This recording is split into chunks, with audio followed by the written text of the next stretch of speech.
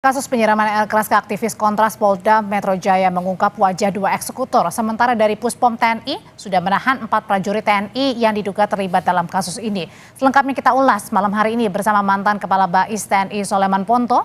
Pak Soleman, selamat malam. Ya, selamat malam. Dan ada juga Direktur Eksekutif Amnesty International Indonesia, Usman Hamid. Mas Usman, selamat malam. Selamat malam, Kompas TV. Mas Usman, saya mau tanya dulu ke Mas Usman. Ternyata ini ada keterlibatan terduga, yakni adalah prajurit TNI, anggota Bais. Anda kaget melihat hal ini? Sebenarnya dari pencarian fakta lapangan di awal oleh Koalisi Masyarakat Sipil, kami sudah mengidentifikasi ciri-ciri pelaku yang bukan merupakan warga biasa dan lebih mencerminkan perawakan yang datang dari instansi yang terlatih. Dan itu semakin yakin kami miliki ketika kepolisian mengumumkan temuan yang pertama bahwa mereka adalah orang-orang yang terlatih. Dan bahkan di lapangan, Koalisi Masyarakat Sipil juga bertemu dengan tim penyelidik dan penyidik dari pihak kepolisian. Namun kami tidak memiliki pertemuan atau apapun di lapangan dengan misalnya tim dari TNI. Jadi kami justru lebih kaget ketika ada konferensi pers dari Mabes TNI ketimbang kaget pada pelakunya. Seharusnya pelakunya tetap di dalam proses penyelidikan dan penyidikan lingkungan peradilan umum, dalam hal ini kepolisian. Yang kedua, kami merasa bahwa dengan perkembangan sekarang ini, merasa bahwa tindakan mereka ini sangat-sangat memalukan dan menyalahgunakan fungsi konstitusional dari Badan Intelijen Strategis. Bais itu tugasnya untuk mendeteksi ancaman terhadap kedaulatan negara, terhadap ancaman musuh dari luar negeri, bukan mengawasi warga sendiri. Dan kalau ada keterlibatan anggota Bais dalam kasus penyiraman air keras kepada aktivis Kontras? Ya, itu saya kira penyalahgunaan tugas fungsi pokok dari Badan Intelijen Strategis. Badan Intelijen Strategis itu tidak berwenang untuk melakukan pengawasan terhadap urusan-urusan keamanan dalam negeri. Mereka tugasnya mengumpulkan informasi, menganalisis informasi yang strategis terkait dengan ancaman terhadap kedaulatan Indonesia, terhadap usaha-usaha sabotase dari musuh luar negeri, bukan dari dalam negeri, apalagi rakyat sendiri. Oke, kalau gitu Pak Soleman, sebenarnya saya mau tanya dulu, apa sih tugas Bais? Bukannya Bais tadi adalah menangani kegiatan-kegiatan intelijen, kemudian apa yang dilakukan oleh 4 oknum ini kemudian mencederai dan sudah jauh dari fungsi atau tugas pokoknya sebagai badan intelijen tadi? Ya, terima kasih. Jadi memang pertama sekali saya mau mengecam keras perbuatan ke-4 orang itu ya. Sekali lagi saya mengecam keras. Kali ini saya sependapat dengan Pak Usman Hamid. Apa yang beliau sampaikan itu benar. Itu bukan tugas Bais. Sehingga apa yang dilakukan oleh ke-4 orang ini sudah sangat mencederai Bais. Itu si korban, itu anak didik saya itu. Ketika beliau pertama masuk di Kontras, saya yang didik ketika saya ke Bais. Waktu itu kepala Kontrasnya si Pak Haris. Jadi sebenarnya hubungan Bais dengan Kontras itu dekat sekali itu. Tapi kenapa terjadi seperti ini? Saya juga sangat heran. Maka saya mengecam keras. Kenapa kira-kira Pak Soleman? Kan dari 4 terduga itu juga ada kaptennya. Apakah memang kapten bergerak sendiri kemudian memerintahkan anak buahnya atau jangan-jangan ada yang lain? Itu yang saya menduga jangan sampai ini pergerakan sendiri. Ada beberapa alasan. Yang pertama, mereka ini di Bais itu tidak ada di direktorat, tapi ada di Denma. Lah kalau Denma ini biasanya orang-orang yang datang, yang diperbantukan ke sana, bukan orang-orang yang menjadi anggota tetap Bais, tapi diperbantukan BKO. Tapi saya belum tahu pasti ya. Tapi yang setahu saya kalau dia di Denma, itu orang-orang BKO itu. Nah, sehingga keterikatannya dengan Bais itu masih sangat sedikit ya. Keterikatan emosional maksudnya ya. Nah, karena di Denma. Cuma saya tidak tahu, ini perkiraan saya ya, karena kebiasaan kalau orang baru itu ada di Denma, tidak masuk di direktorat.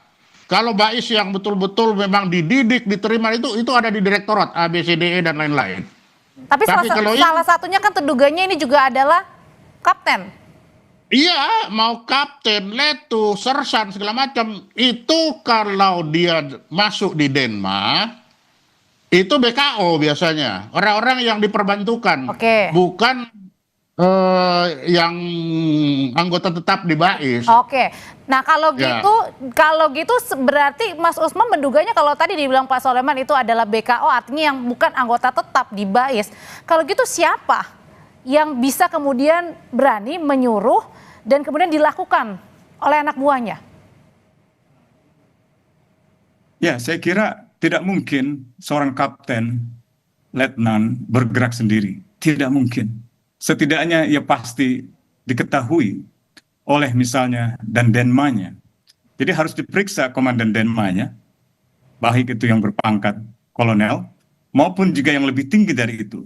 Saya kira harus ada usaha untuk memintai pertanggungjawaban dari pimpinan Bais, kepala Bais, wakil kepala Bais, dan oleh karena itu kami menuntut agar adanya tim gabungan pencari fakta untuk memastikan bahwa proses penyidikan terhadap kasus ini tidak terkena konflik kepentingan.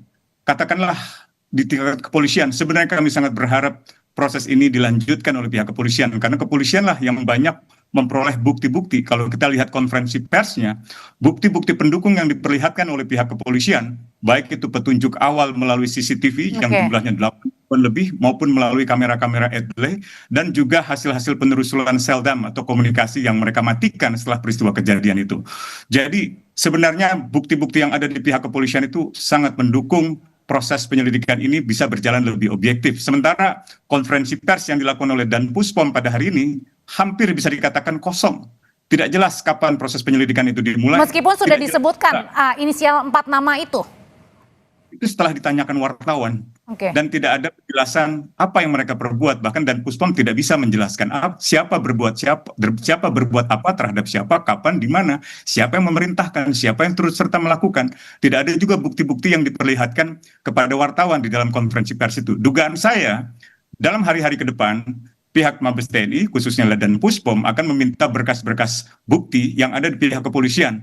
Nah, ini kami khawatir justru akan mengambil alih perkara ini ke dalam proses penanganan di dalam kemiliteran saja, dan ujung-ujungnya perkiraan kami hanya akan menyalahkan mereka yang ada di lapangan. Dalam hal ini pelaku-pelaku yang mengeksekusi langsung. Oke, eksekutornya ya. Oke, Betul. Pak Soleman, sebenarnya Bais ini bertanggung jawab kepada siapa? Pada Panglima TNI lah. Pada Panglima. Jadi apa yang sampaikan Pak Usman tadi, Pak, saya sependapat dengan Bapak. Dan kali ini karena korban itu sipil, maka saya kira bisa dilakukan koneksitas itu. Jadi bisa saja polisi jalan terus dengan POM jalan terus, karena apa? Korban itu adalah sipil, sehingga koneksitas dimungkinkan untuk ini. Dan ya, saya berharap sekali polisi juga bisa membongkar kasus ini, karena ini mempermalukan satuan yang pernah saya pimpin.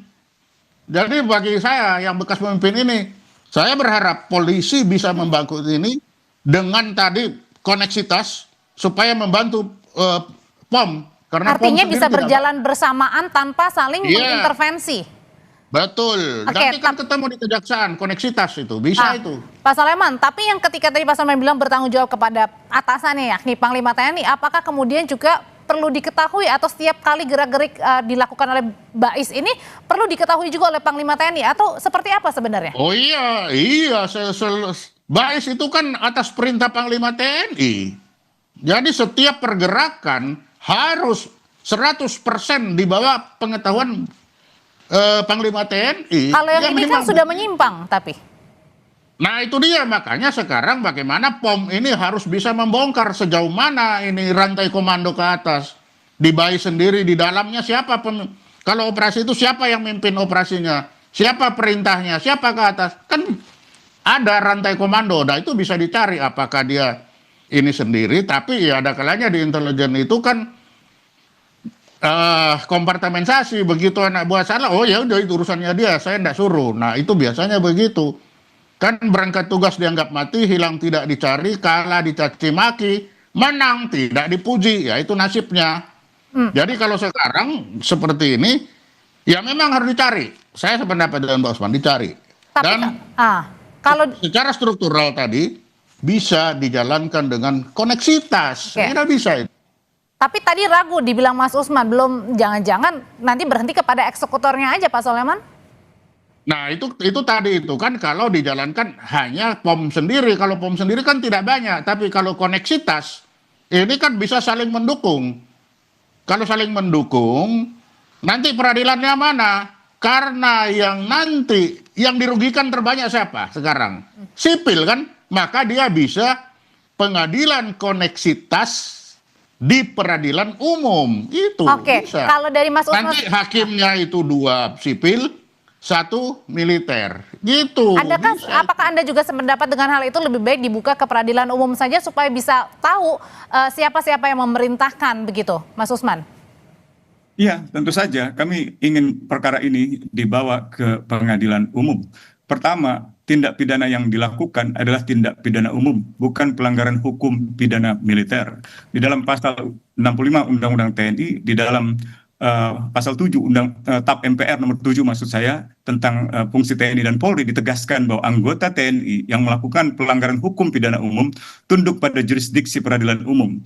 Seandainya ada semacam konflik jurisdiksi, katakanlah antara kepentingan peradilan umum dengan kepentingan peradilan militer itu berbeda pandangan, maka akan diukur dari segi titik kerugiannya. Seperti tadi Pak Soleman katakan, apakah kepentingan yang paling dirugikan adalah kepentingan umum atau kepentingan militer? Kepentingan militer misalnya merusak fasilitas militer, merusak tangki militer. Tapi kalau kepentingan yang paling dirugikan adalah kepentingan umum, terjadi di lingkungan masyarakat umum, terjadi terhadap warga masyarakat umum, maka itu harus diajukan kepada pengadilan umum. Seandainya terjadi proses hukum yang berjalan bersamaan di dalam lingkungan peradilan umum, misalnya kepolisian jalan, kejaksaan jalan, lalu POM jalan, kemudian auditor militer jalan, maka apabila terjadi perbenturan jurisdiksi ini, yang paling berwenang untuk menentukan itu setidaknya 3 pihak pejabat. Yang pertama adalah Menteri Pertahanan, yang kedua Menteri Hukum dan HAM, yang ketiga adalah Jaksa Agung.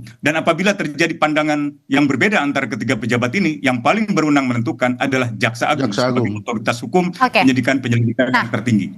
Tapi kalau gitu pertanyaan yang sama kepada Mas Usman dan juga Pak Soleman, gimana caranya bisa mengetahui siapa dalangnya, apa motifnya kepada 4 prajurit TNI ini yang merupakan anggota BAIS, tapi juga tetap memisahkan bahwa apa yang mereka lakukan tidak benar, tapi satu sisi juga kemudian ini mereka juga adalah anggota TNI aktif gitu. Gimana caranya bisa mengetahui ini, Mas Usman, Pak Soleman?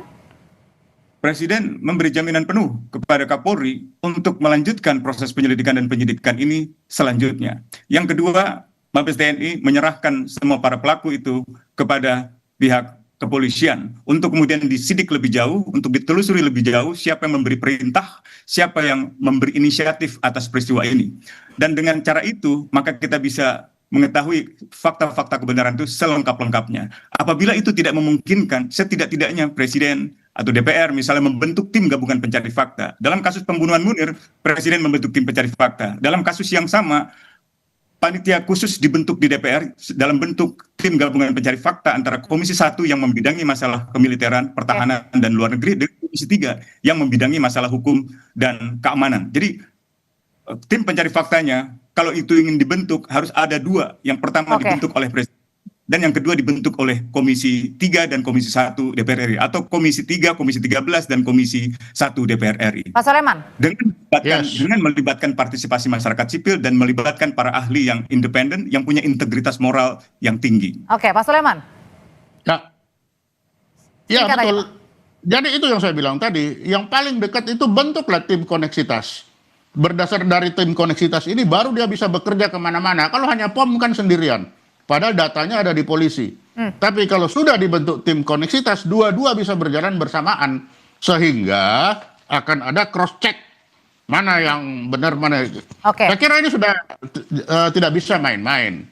Dan saya sendiri mendukung tim koneksitas ini. Saya juga tentunya Pengen Baik. tahu betul ini satuan yang pernah saya pimpin ini jangan sampai tercoreng kalau ada orang-orang yang main-main memanfaatkan orang-orang ini. Begitu. Dan yang pasti adalah jangan hanya berhenti kepada eksekutornya ya, siapa yang memerintahkan, siapa yang terlibat. memerintahkan? Oke, Betul. baik, terima Nanti Pak kasih. Usman juga bisa masuk di koneksitas, Pak. Sama-sama kita kalau perlu, nggak ada salah. Oke, Begitu, baik. Pak. Sudah kita tangkap pesannya. Terima kasih Pak Soleman, Mas Usman, selamat malam. Ya. Terima kasih Selamat Kompas malam. TV.